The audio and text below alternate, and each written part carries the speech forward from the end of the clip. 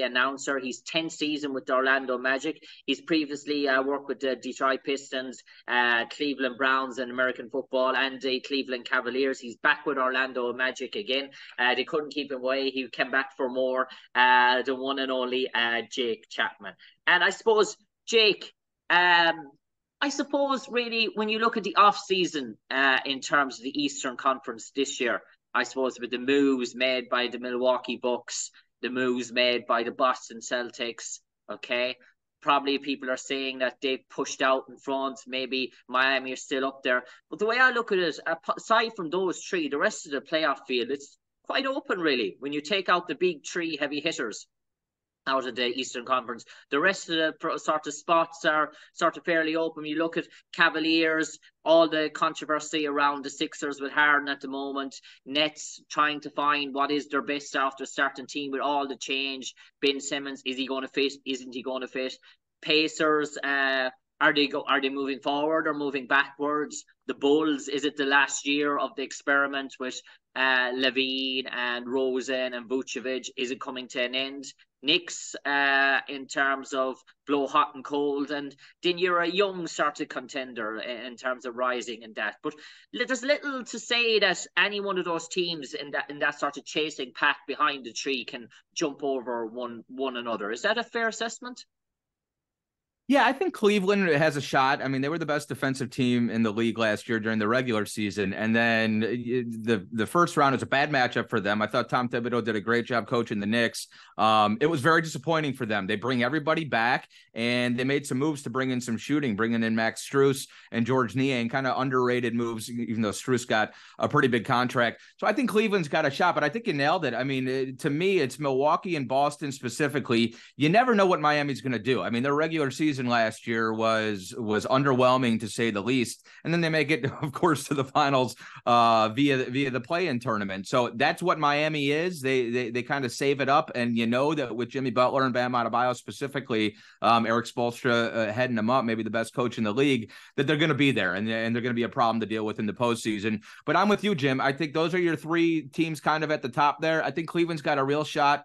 Philadelphia's got the talent. They bring in Nick Nurse. I think they've got the coach now potentially to make it work, but they're going to have a lot of adjustment to deal with. And then it does. It seems like it's kind of open from there. And I thought you did a pretty good job of thumbnailing just about every team. I think it's a wide open field. And so as far as the Magic are concerned, they've got a young group, but a group that basically everybody is back from last year. Their new additions, with the exception of a veteran and Joe Ingles, are guys who aren't expected to need to contribute that much this year. And rookies Anthony Black and Jett Howard. You've got two really young, good young players in Franz Wagner and Paolo Banchero entering year 3 and year 2. That's kind of the center of what you're trying to build, but a lot of good young talent around them. And Wendell Carter Jr., Cole Anthony. You do have some veterans mixed in, guys like Gary Harris, Mo Wagner.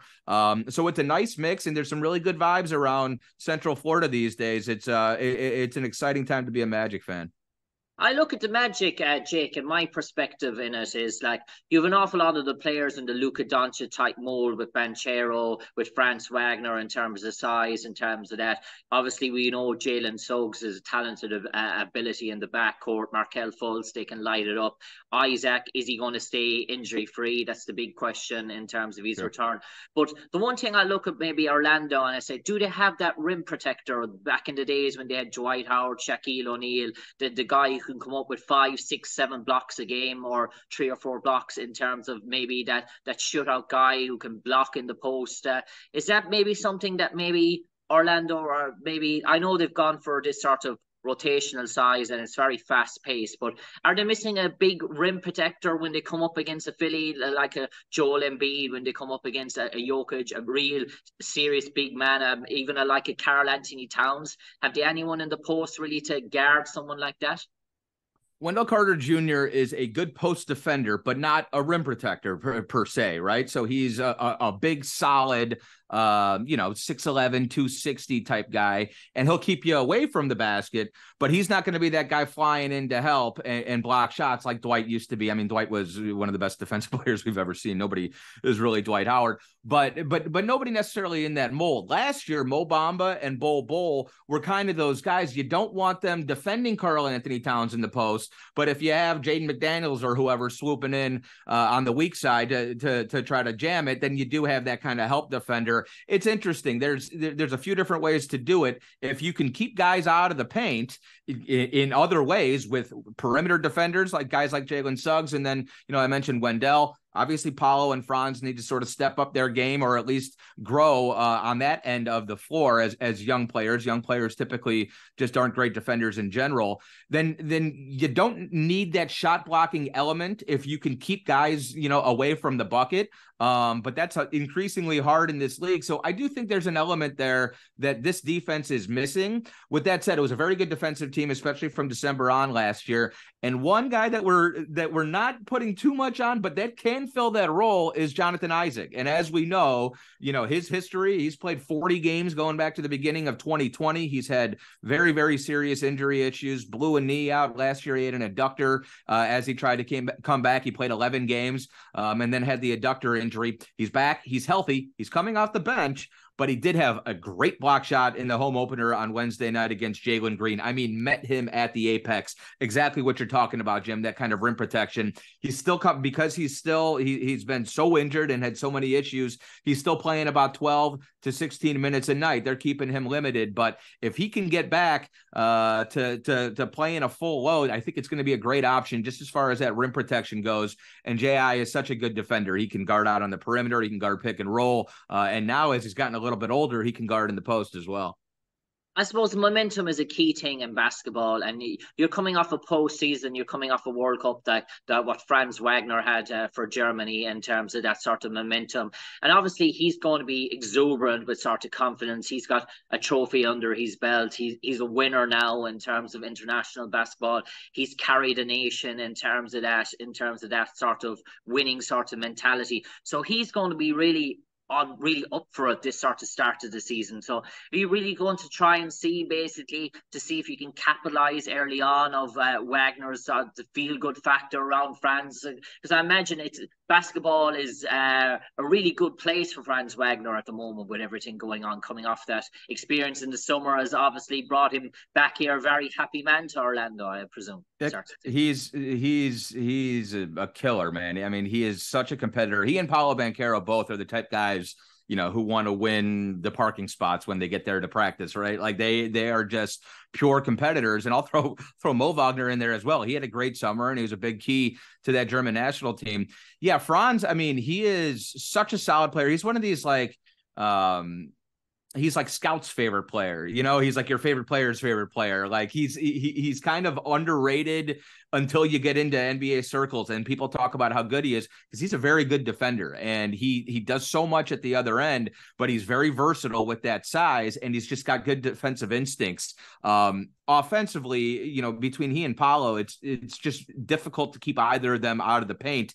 Physically, with their size and the way they can handle the basketball, they just get where they want to get, and they do it differently, right? Like Paolo's kind of that sheer brute strength, and Franz is a little bit more crafty. I mean, he sometimes is going away from the basket and then kind of turning and doing that my little teapot finger roll type move, the Euro step. He's just a very heady basketball player, and I don't think confidence was an issue with Franz Wagner really ever. I mean, he came in his rookie season and just shocked everybody as the 8th pick. He just exceeded expectations almost from day one. But if it were, or if anything, I mean, yes, you're right. His confidence has to be flying sky high right now.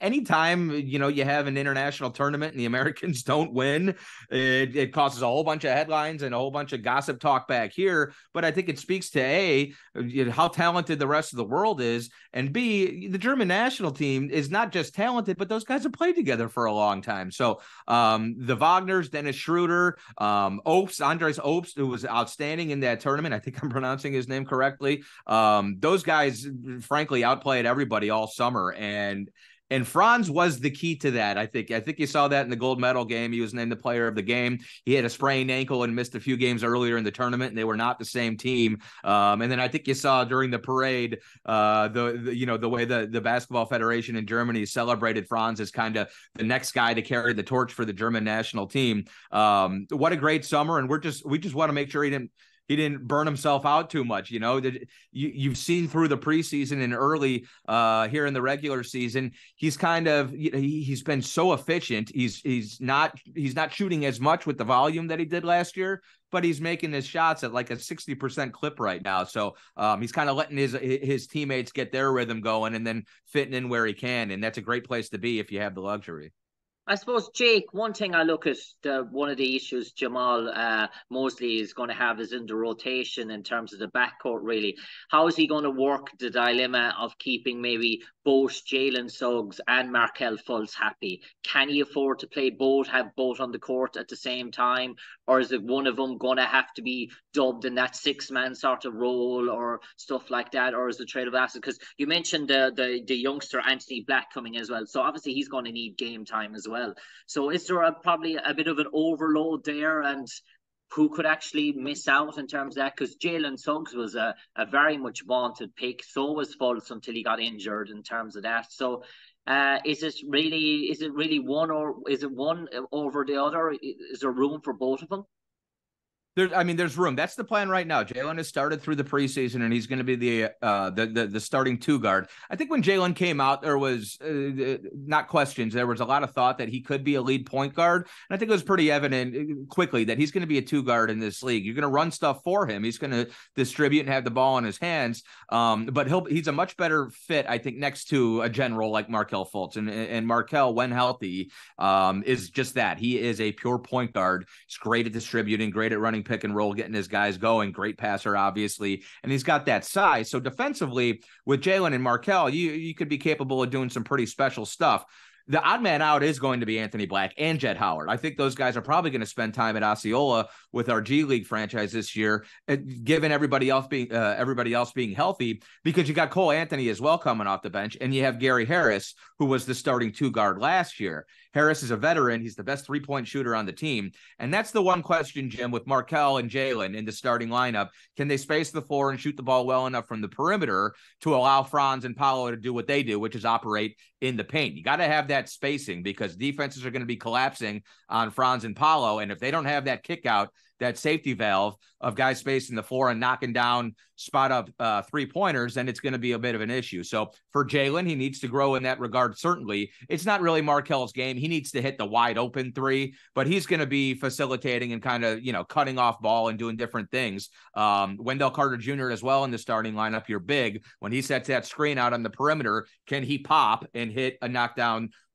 open three-pointer? Those are the big questions as far as the spacing goes within the starting lineup. But I do think we mentioned the defense with Paolo and Franz. Having Jalen in the starting lineup eases things on Franz Wagner. Now we can guard the second best perimeter player as opposed to the primary perimeter player on the opposing team each night.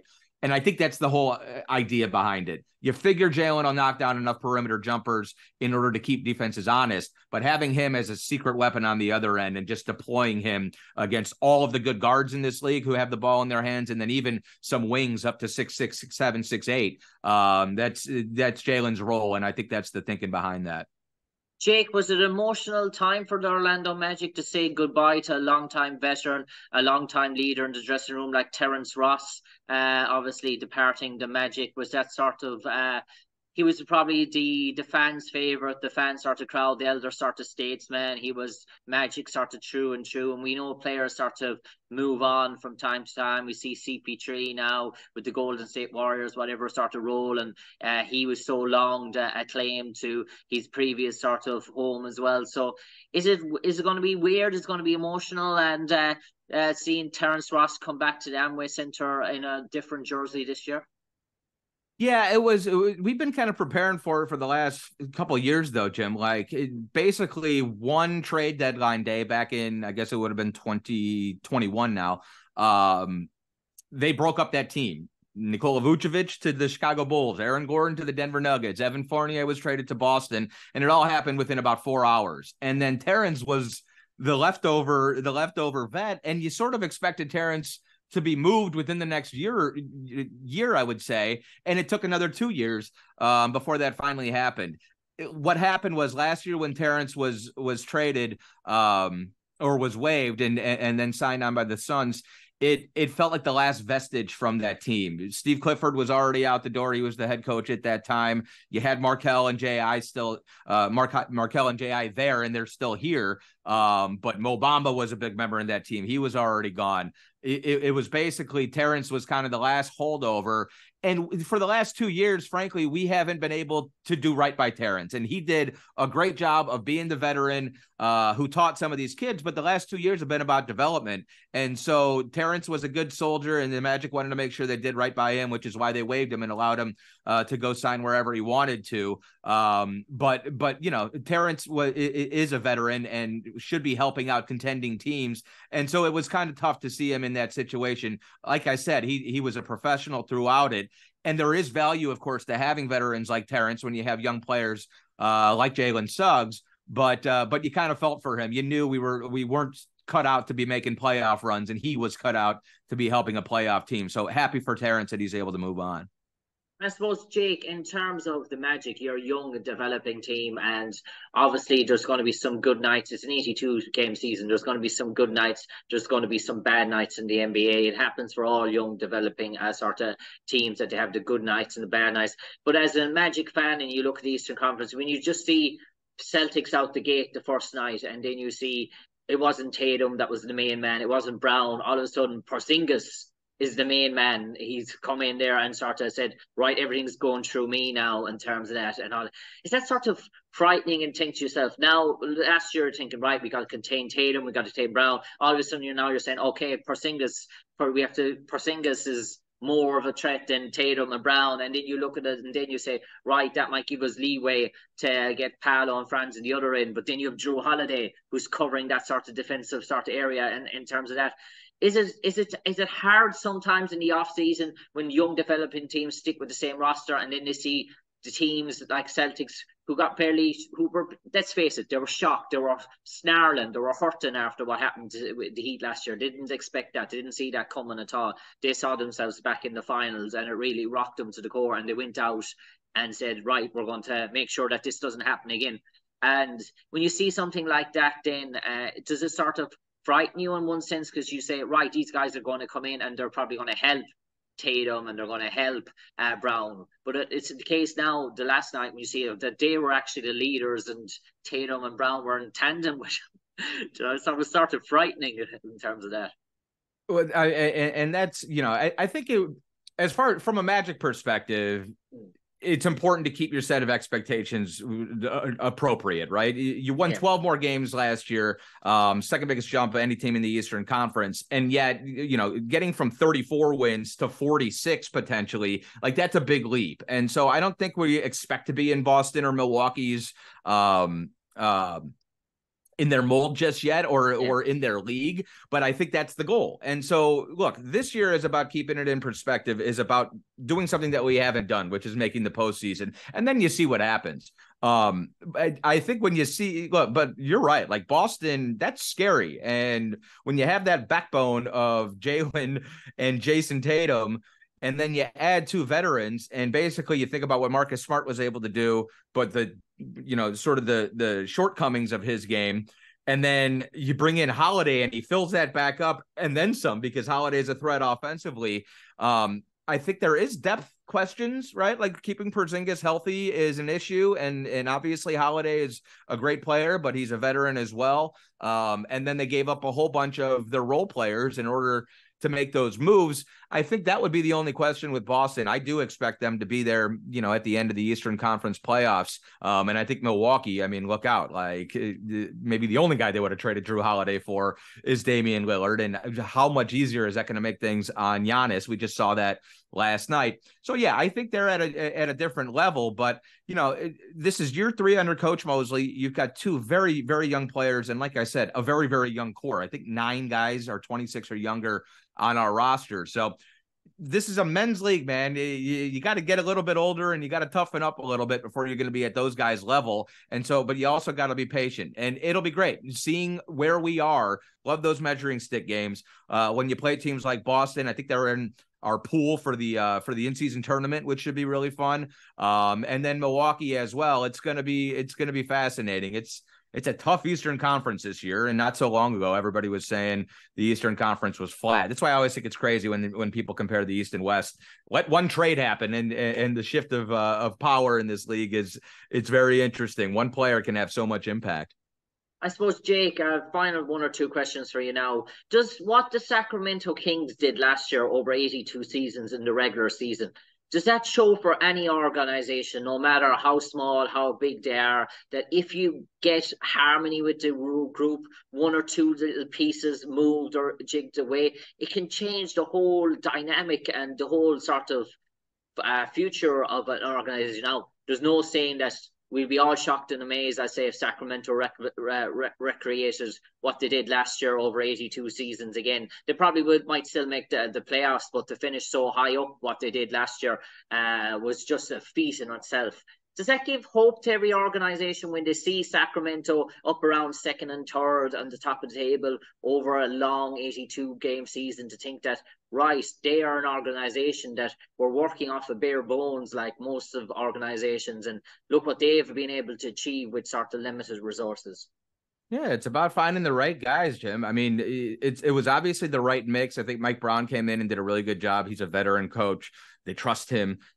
He was able to get good enough defense out of them, but that was an offensive juggernaut last year. And Mike Brown hasn't coached many of those in his career. And so it was a nice balance. Obviously, it was a good mix, like you said. And you got two young all-star caliber players in Sabonis, and De'Aaron Fox was the big key last year. He's the one who took the leap, and it fit. And so, absolutely. Orlando and Sacramento have been in kind of similar boats for 10, 15 years now. It's been a long time since the glory days of Chris Webber and Peja Stojakovic and all those guys in Sacramento. And then it's been a long time since the Dwight Howard years here in Orlando, just kind of scuffling. And T-Mac and T-Mac and Penny Hardaway going back a bit further. I love it. T-Mac was there for a while. One of the great players, Tracy McGrady, when he was sort of fit, Magic was in his hands. And then obviously Penny as well, going back even further again. I'm showing my age now. Two of my favorites of all time. Penny Hardaway is actually my favorite player of all time, but that's because when I was 12, I had every Penny jersey. T-Mac for me. T-Mac for me in the Rockets. T-Mac when he was in the Rockets. I thought he was up those there were fun teams. With Kobe Bryant. When T-Mac when he was on the floor with Yao Ming. That sort of Yao was at. Did you see Yao? He was sitting courtside at the Brooklyn game the other night, and there was some woman sitting behind him, and she had to imagine sitting by Yao Ming. By the way, when I was an intern with the Magic in 2006, I got to interview him. Biggest head I've ever seen in my life. His head was like an old computer monitor. He was massive. But anyways, where were we, Jim? I'm a Houston Rockets fan, so I just like to talk about the old days because you can't talk about the present time either. I'm just worried that James Harden might go back to again and throw the whole that ship has sailed. They're not going to deal with that anymore. You guys are on the right track. The Rockets, we saw them the other night, but it's going to take a minute. There's a lot of changes there. You can't microwave it. You know that. Yeah. And I suppose lastly, Jake, what would summarize a good season for the Orlando Magic? First of all, would the main aim to make that play-in sort of tournament and then start to capitalize in and try and get in through that? And obviously, it's a fantastic achievement for an organization if you can make the playoffs without the play-in. But is the play-in is the main sort of number one sort of target to be in that sort of buffer zone of the play-in, come the final two or three games and take your shot then on that? Yeah, I think you nailed it. I think that's realistic. And look, the players, coaches, everybody on down is not shying away from it. Like playoffs, postseason basketball, however you want to phrase it, that is the goal.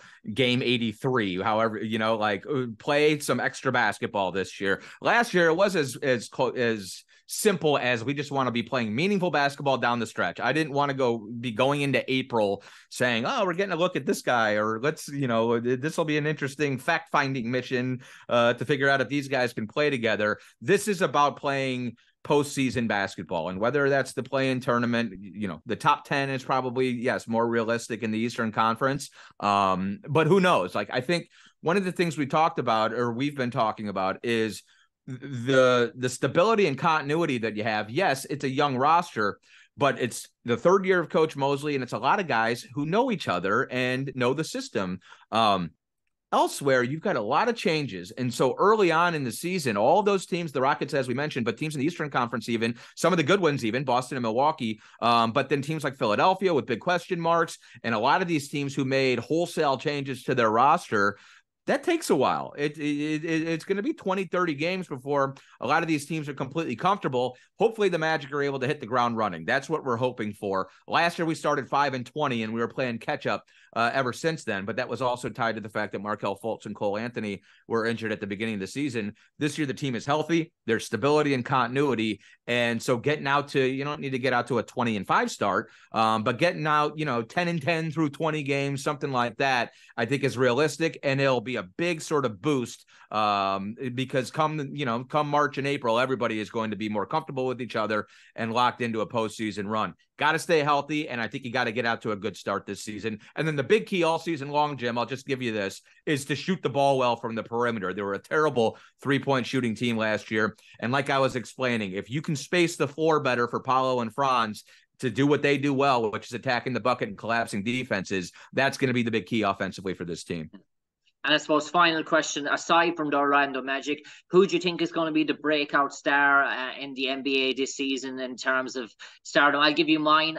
In my perception, I think Desmond Bane of the Memphis Grizzlies is going to go to the next level this year. I think with Ja Morant out and all the problems around Ja, I think Des is going to step up and be the main guy and sort of carry that sort of team this year. And I think we're going to be talking about maybe Desmond Bane as an all-star, I think, in the all-star game this year. But who for you?